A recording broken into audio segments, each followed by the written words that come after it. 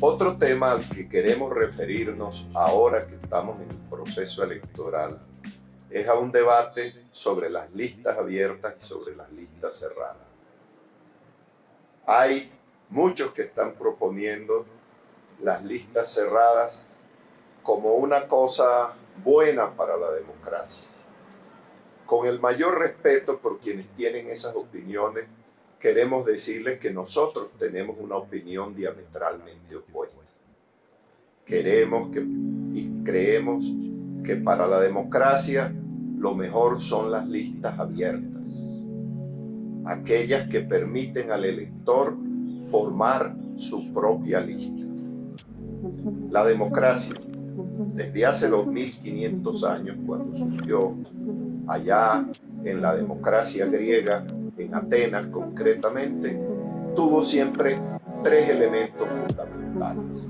La Santísima Trinidad de la democracia es el poder del pueblo, demos pueblo, kratos, poder del pueblo, o sea, es la decisión que adopta la mayoría del pueblo, pero es también un régimen de libertad y de igualdad.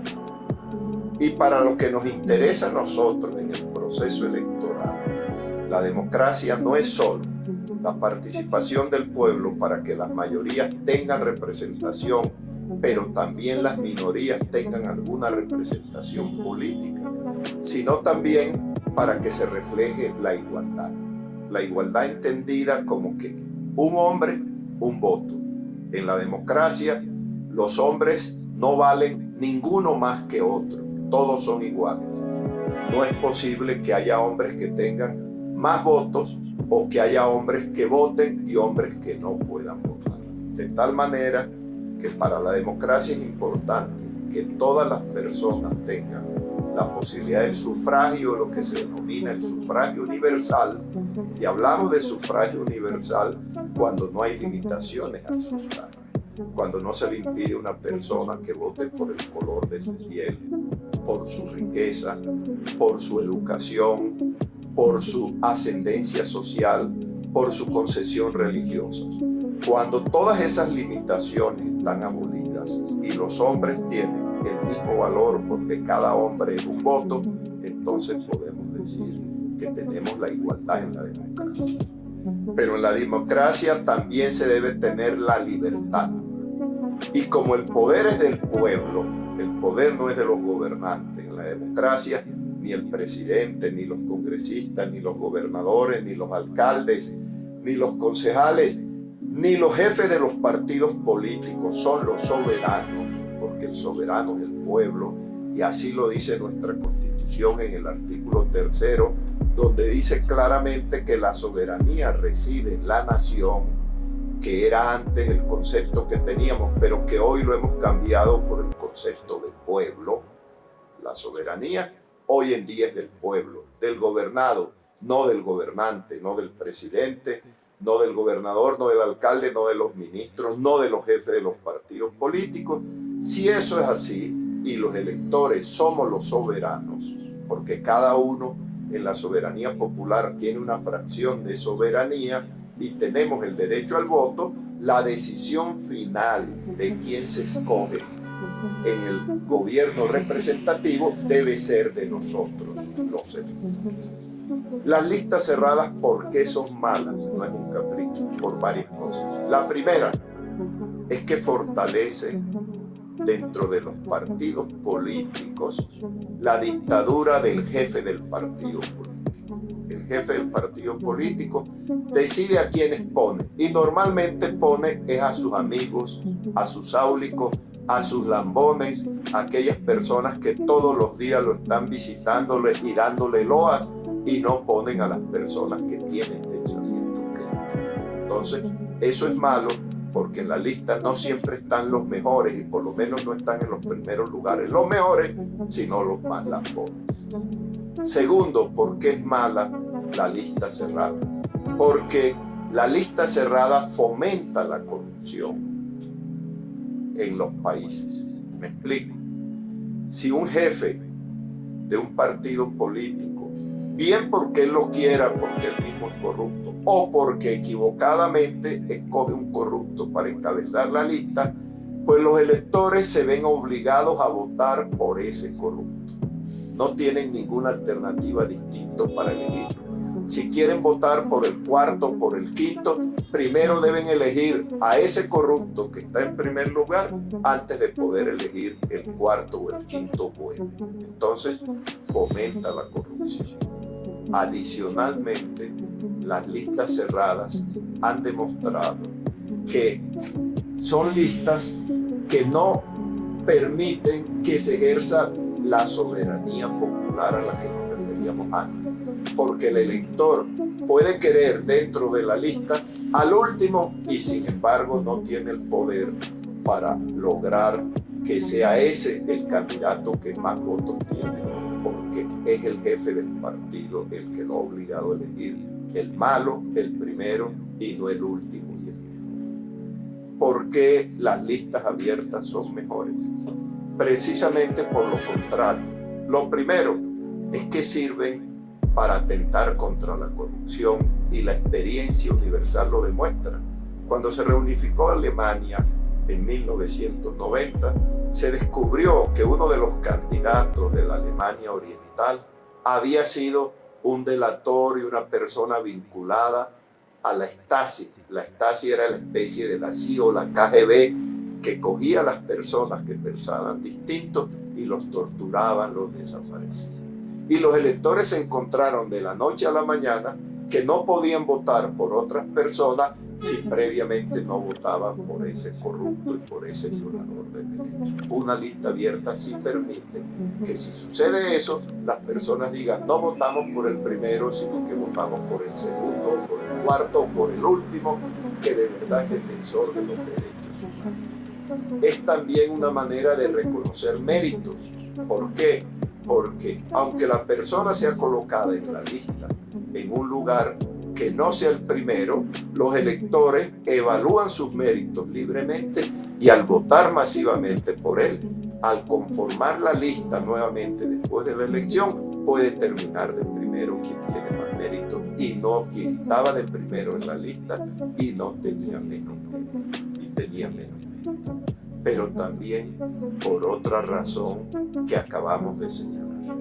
Es que el pueblo soberano es el que debe decidir el orden de los elegidos. Y no solamente debe elegir el orden de los elegidos, debe elegir también con la posibilidad de escoger los buenos de todas las listas y todos los partidos. Es lo que en el sistema electoral se denomina panachaje. ¿Qué es? Hay, por ejemplo, 20 listas al Consejo de Bogotá, al Consejo de Valledupar, al Consejo de un pueblo. Entonces el elector dice, en la lista 1, el número 5 es bueno y escoge esa persona. En la lista 2, el número 10 es bueno y escoge esa otra persona. Y finalmente, él es el que organiza la lista de los candidatos de varias listas.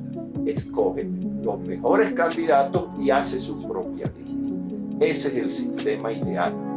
El hecho de que en Colombia no tengamos el panachaje no quiere decir que en el futuro no luchemos para que ese sistema se logre. Y la otra cosa importante en materia de elecciones, como ya hemos señalado en otras oportunidades, es lograr la financiación única y exclusivamente por parte del Estado.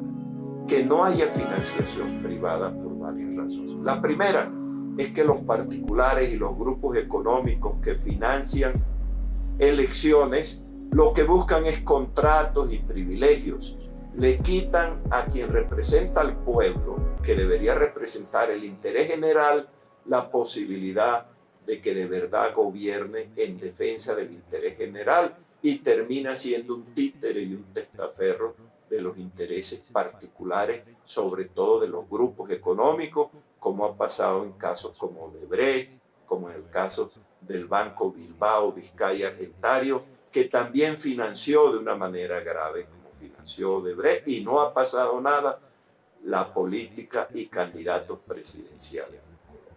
Entonces, señores electores,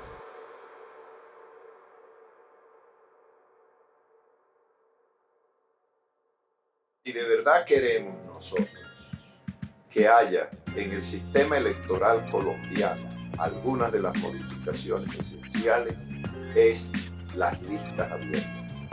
Ojalá el panachaje, ojalá la financiación única y exclusiva del Estado para evitar que intereses particulares comprometan a los gobernantes en una política a favor de ellos y no a favor del pueblo y de sus derechos. Y finalmente una norma que yo he propuesto en los casos en los cuales todavía se permite financiación particular. Y es que aquellos que financian campañas no pueden tener contratos en ningún nivel de la administración pública, ni directa ni indirectamente, ni ellos, ni sus familias, ni sus empresas. Y a su vez, quien ha financiado campañas no puede recibir ningún contrato de la administración pública en ningún nivel. Ni los contratistas financian campañas, ni quienes han financiado campañas pueden ser contratistas de la administración. Atentos a esto ahora que vamos a elegir. Y una última recomendación. Les hablo de lo que hago yo. Cuando yo miro las listas, miro que los candidatos, lo que han hecho en el pasado, no solo lo que los candidatos dicen que van a hacer. Es importante lo que se dice, pero más importante lo que se hace, lo que se ha hecho por los derechos. Porque los violadores de los derechos humanos, por mucho que digan que ahora los van a respetar, tengan la certeza que van a seguirlos violando. Los corruptos que ahora dicen que no van a hacer a corrupción, no hay que creerles. Jamás he conocido un excorrupto. Puede haber senadores, expresidentes, pero no hay excorruptos. Esa categoría no existe, de tal manera que quienes han hecho corrupción en el pasado van a seguir haciendo corrupción en el futuro. Y si no tienen por quién votar, no se dejen engañar con la tesis de que existe un mal menor, voto por el menos malo, por el menos corrupto. No, no se puede votar ni por los malos ni por los corruptos. Colombia afortunadamente tiene el voto en blanco que permitiría barrer a todos los candidatos corruptos e impedir que se vuelvan a presentar y la obligación de hacer una nueva elección. Entonces ya sabemos, listas abiertas, lucha contra la corrupción, financiación estatal y finalmente, si no hay por quién votar, votar en blanco es lo que podemos decirle a los colombianos y a las colombianas en esta coyuntura electoral.